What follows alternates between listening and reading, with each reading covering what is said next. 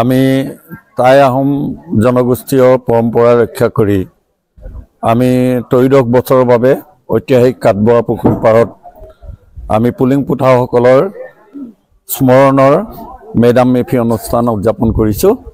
ৰাতিপুৱাৰ পৰা আমাৰ পৰিৱেশ নিকাকৰণ, আমাৰ যি সন্মিলিত মেডাম মেফিৰ পতাকা উত্তোলন, মৈদাম তৰ্পণ, বানফি পূজা এই সমূহ কাৰ্যসূচী ইতিমধ্যে সমাপ্ত হৈছে।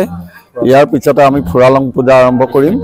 তাৰপিছতে আমি আমাৰ যোৱা 12টা বছৰৰ এটা স্মৃতি এলবাম আমি আজি দিনটো উন্মোচন কৰিলোঁ আৰু ইয়াৰ পিছতে আমি আমাৰ প্ৰীতিভোজৰ আয়োজন কৰিছোঁ।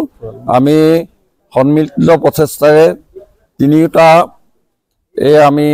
তিনিখন গাঁৱৰ মানুহ সন্মিলিত প্ৰচেষ্টাত আজি 13 বছৰৰ বাবে আমি যি আয়োজন কৰিছোঁ, ইয়াত আমাৰ আহোম জনগোষ্ঠীয় স্বকীয় পৰম্পৰা আৰু বৈশিষ্ট্য, সংস্কৃতি, ধৰ্ম, ভাষা এই সকলোখিনি যাতে আমাৰ